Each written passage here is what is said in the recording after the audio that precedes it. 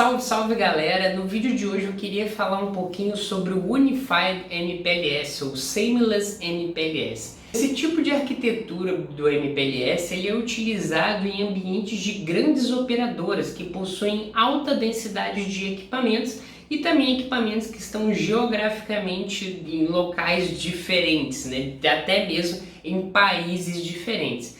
E esse tipo de arquitetura eu queria compartilhar aqui com você, que eu achei bastante legal aqui, de demonstrar ali quais são os conceitos e os desafios de montar um ambiente de alta escalabilidade de rede e como que você pode planejar esse tipo de arquitetura. Então, se você se interessou por esse assunto, já vai deixando aquela moralzinha no like, se inscrevendo no canal e marcando o sininho para receber as notificações, que o vídeo de hoje, cara, tá bastante da hora. Bora lá?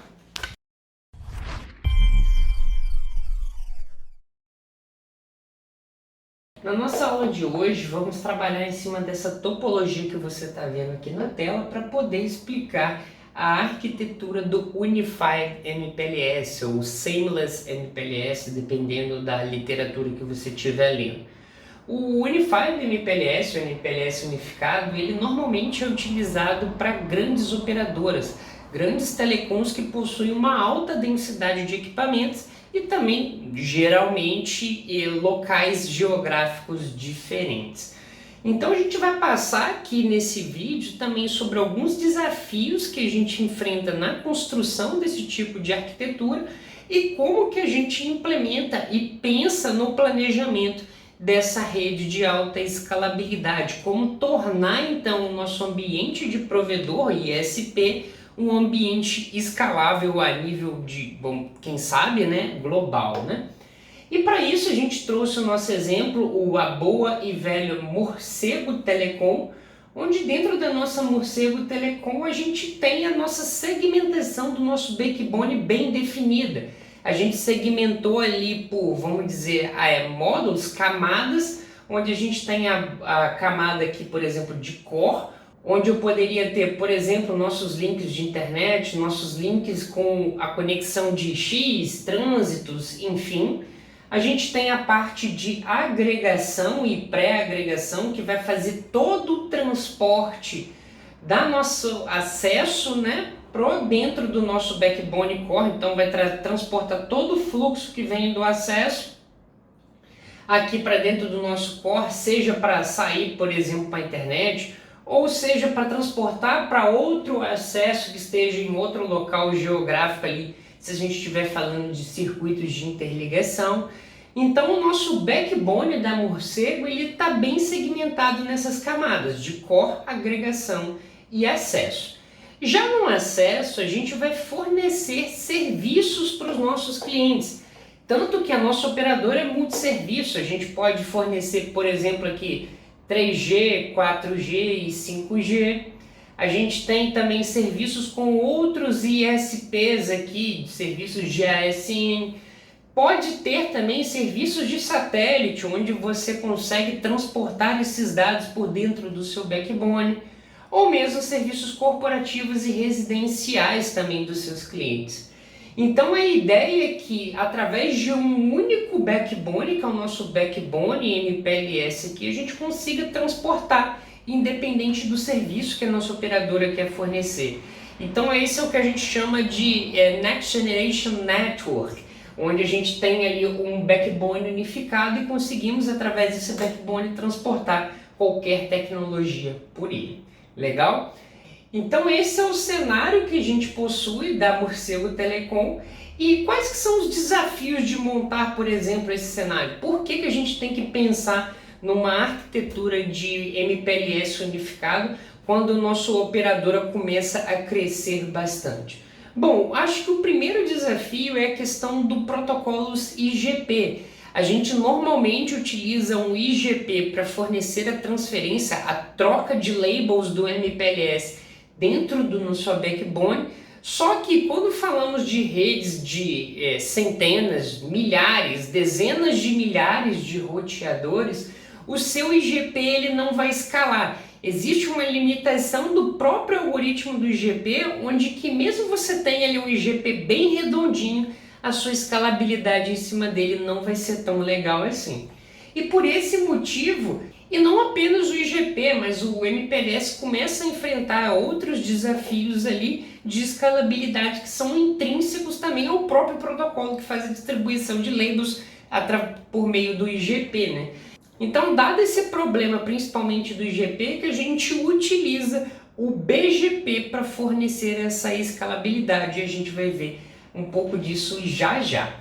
Bom, se você reparar, eu separei aqui as camadas do meu backbone em áreas diferentes de OSPF. Então o IGP que eu escolhi para o meu backbone foi o OSPF, todavia você poderia utilizar qualquer IGP, lógico, de preferência um ISIS ou o OSPF mesmo, que normalmente são os mais utilizados.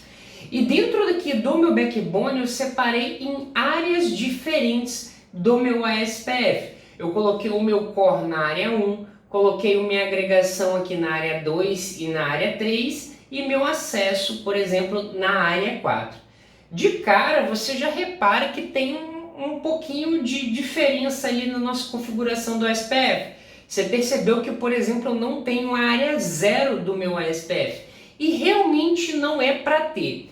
Por quê? O nosso IGP aqui dentro de cada camada, ele vai ficar confinado dentro da nossa área.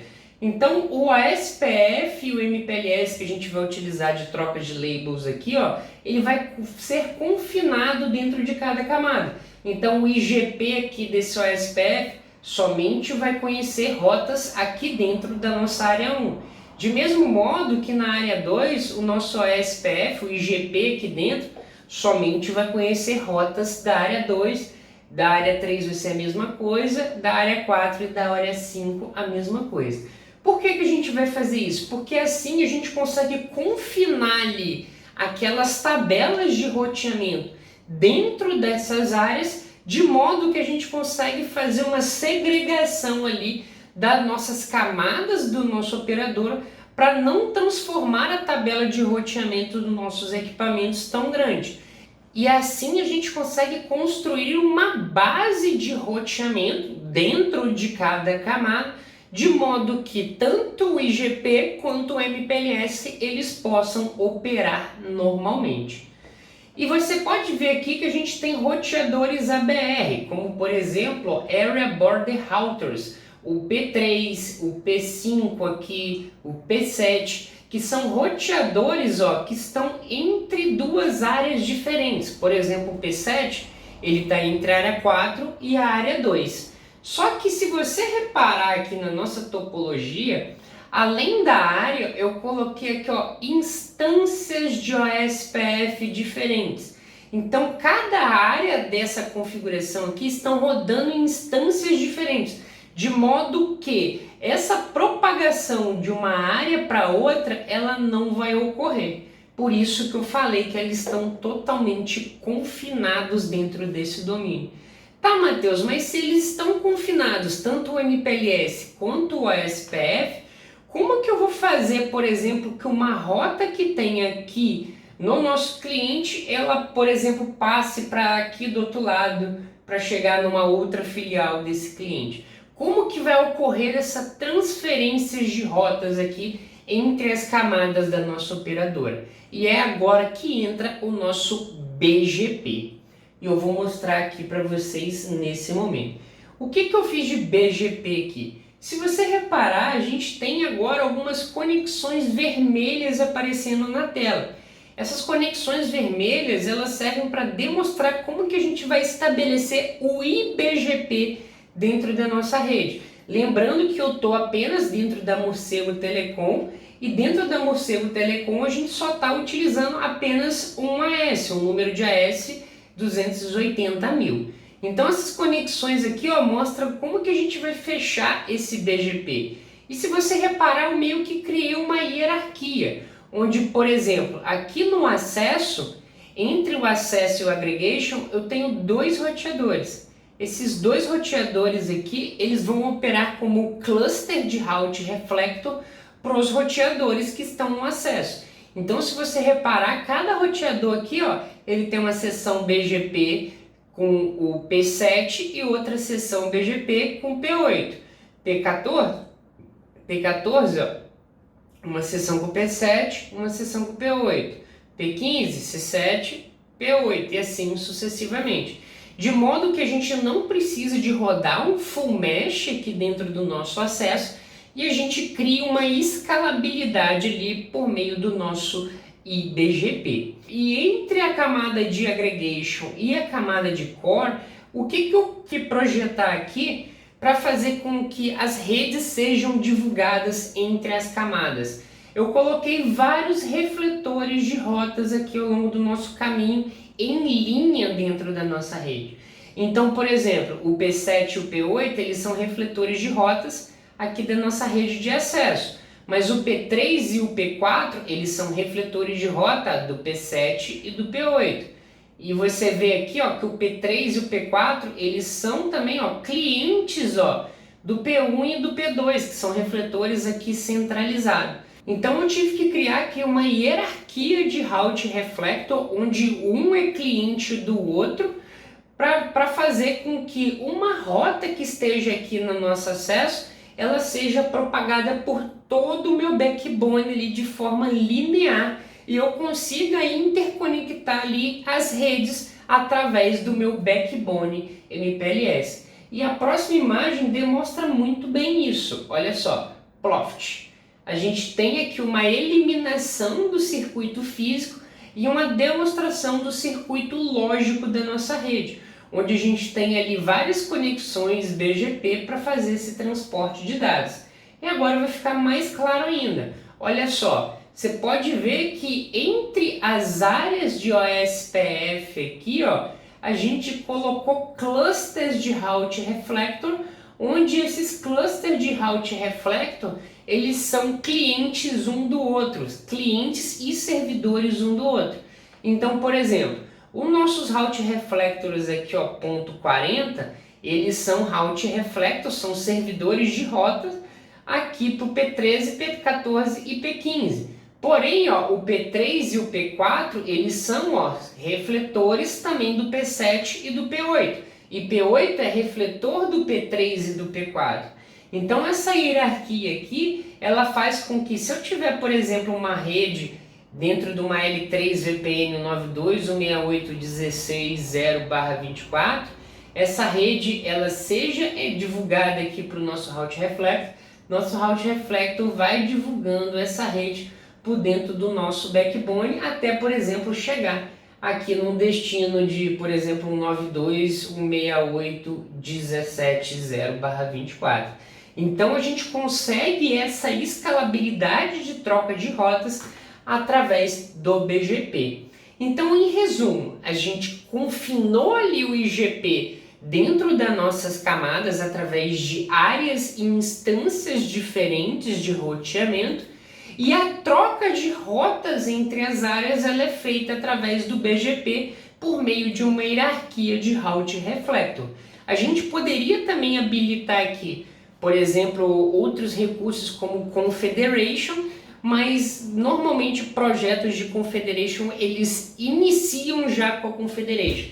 O Route Reflector ele ganha nesses tipos de caso porque você consegue meio que pegar a sua rede que já está rodando e ajustar ela conforme ela cresce. Por isso que as soluções de Route Reflector elas são mais preferíveis, mas porém você consegue chegar no mesmo resultado através de Confederations.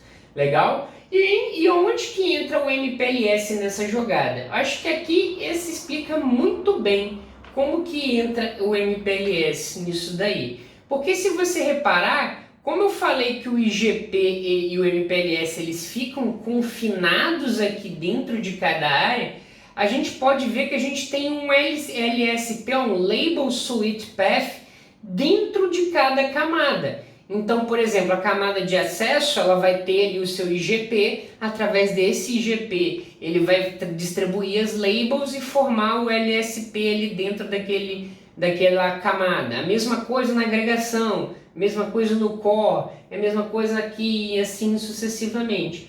E a gente então vai utilizar o IBGP por meio dessa hierarquia de refletores de rota para a gente criar um LSP fim a fim aqui, dando uma escalabilidade do MPLS ponta a ponta da nossa rede. E assim a gente consegue, por exemplo, entregar serviços como L3 VPN, L2 VPN, transportar aqui fluxos de clientes 3G, 4G, 5G, satélite, o que você quiser, você consegue transportar através dessa rede de MPLS.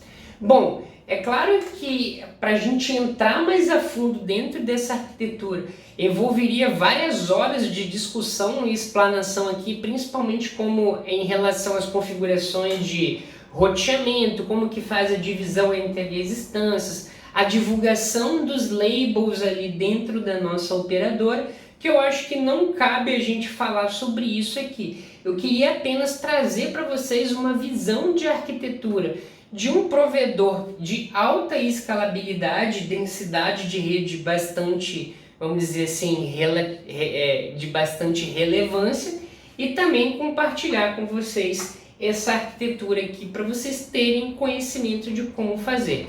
As questões de configurações eu acho que não vale aqui dentro desse vídeo para ele não ficar muito longo, mas se você tiver mais interesse sobre questões de arquitetura, de provedores de internet ou como que é feito conceitualmente determinadas coisas dentro de provedor, não se acanhe e comenta aqui embaixo para a gente trazer esse tipo de conteúdo para você.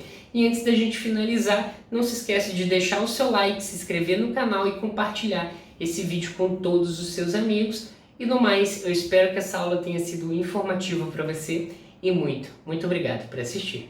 É nóis!